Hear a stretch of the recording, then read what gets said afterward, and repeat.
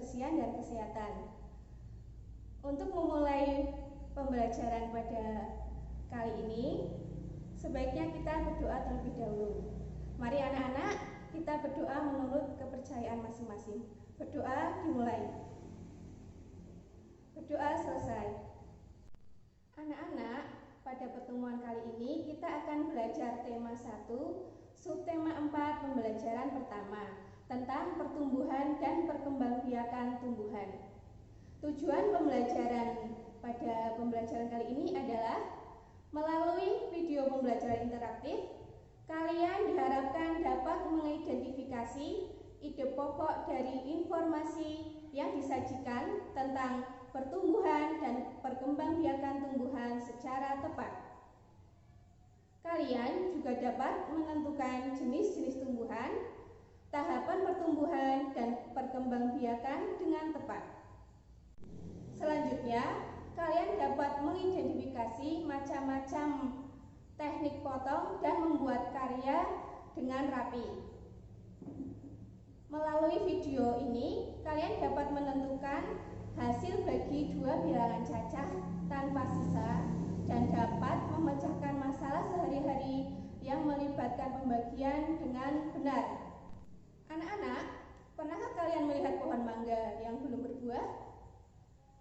Nah, kapan ya pohon mangga itu akan berbuah? Apa yang kalian pikirkan? Tahukah kalian bagaimana proses pertumbuhan dan perkembangbiakan pohon mangga? Tumbuhan memiliki banyak manfaat bagi kehidupan manusia. Kegiatan menjaga dan melestarikan tumbuhan sama dengan menjaga alam sekitar. Salah satu kegiatan menjaga alam yang bisa kita lakukan adalah merawat tumbuhan. Pertumbuhan adalah proses pertambahan ukuran, volume, dan massa akibat jaringan meristematik. Jaringan meristematik yaitu jaringan yang selnya masih aktif membelah. Tumbuhan memiliki sifat yaitu 1. Irreversible adalah tidak dapat kembali ke semula.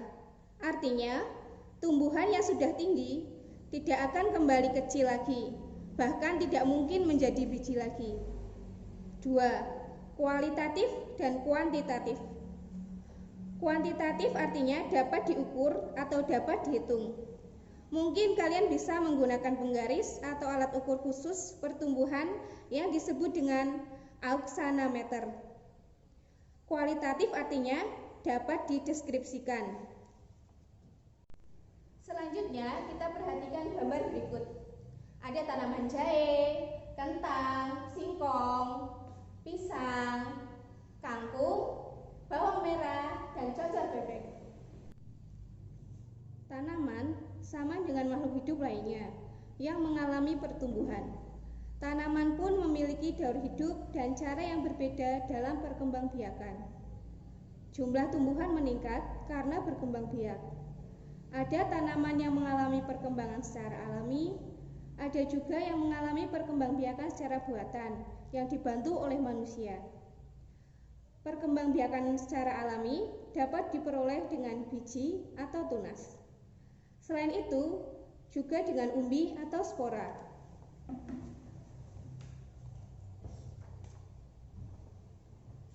Coba sebutkan tanaman apa saja yang berkembang biak alami dengan biji.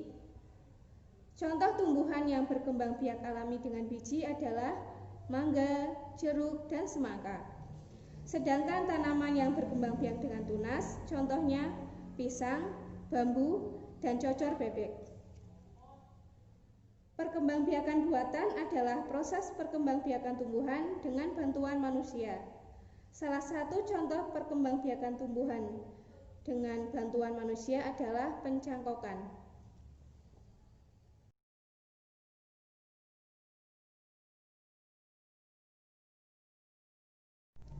Selain cara berkembang biak yang berbeda-beda, tumbuhan juga memiliki bentuk dan warna daun yang berbeda-beda pula. Mari kita mengenal berbagai tumbuhan dan cara perkembangbiakannya. Caranya dengan membuat buku yang berisi berbagai macam daun di sekitar kita. Di sini Ibu memiliki contoh beberapa daun dan cara perkembangbiakannya. Ada daun mangga dan daun cacar bebek.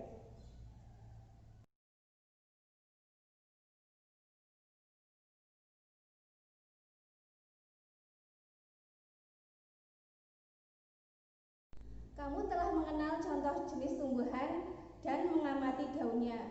Daun tersebut jika sudah kering bisa digunakan sebagai hiasan. Menghias gambar dengan tempelan daun kering disebut dengan kerajinan mosaik.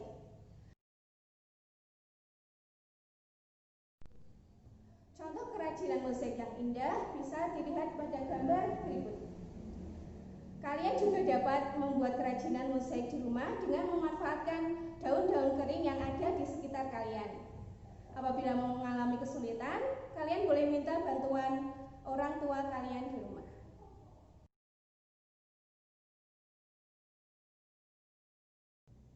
Bagaimana? Kalian sudah membuat mosaik dengan daun? Bagaimana hasilnya? Apakah bagus? Kalian juga dapat membuat mosaik dengan menggunakan biji-bijian.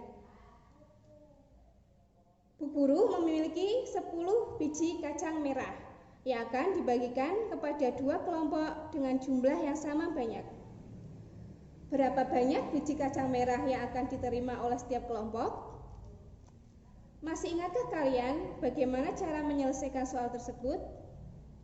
Perhatikan contoh penyelesaiannya sebagai berikut. Pindahkan 2 biji kacang merah dan simpan masing-masing biji pada 2 tempat yang sudah disiapkan. Kedua, pindahkan 2 biji kacang merah, masing-masing 1 biji pada setiap tempat. Lakukan terus sampai biji dalam toples habis dan semua berpindah tempat. Tidak ada satupun biji kacang yang tertinggal. Dan ada 5 biji kacang merah di masing-masing tempat. Kejadian seperti gambar tersebut dapat disimpulkan 10 dikurangi 2, dikurangi 2, dikurangi 2, dikurangi 2, dikurangi 2 sama dengan 0. Pengurangan berulang sampai tidak ada yang tersisa disebut juga dengan istilah pembagian. Maka proses tersebut dapat ditulis dalam bentuk pembagian seperti berikut. 10 dibagi 2 sama dengan 5. Untuk bilangan yang lebih besar, pembagian dilakukan seperti berikut. Misalnya, 52 dibagi 2. Pertama, bagi puluhan dengan 2. 5 puluhan dibagi 2 sama dengan 2 puluhan. Sisa 1 puluhan. Pindahkan 1 puluhan dan gabung ke satuan diperoleh 10 tambah 2 satuan sama dengan 12 satuan. Kemudian bagi satuan dengan 2 diperoleh 12 dibagi 2 sama dengan 6 satuan. Jadi hasil 52 dibagi 2 sama dengan 26. Dari pembelajaran tadi dapat kita simpulkan, yang pertama, pertumbuhan adalah pertambahan ukuran, volume, dan massa akibat kegiatan jaringan meristematik. Kedua, perkembangbiakan tumbuhan dapat dilakukan secara alami maupun secara buatan. Kerajinan mosaik adalah kerajinan menghias gambar dengan menempelkan daun atau biji-bijian kering. Yang keempat, bilangan genap yang dibagi dengan bilangan 2 akan habis tanpa sisa. Sekian pembelajaran kali ini, semoga bermanfaat untuk kalian. Tetap semangat, selalu belajar dan menjaga kebersihan. Wassalamualaikum warahmatullahi wabarakatuh.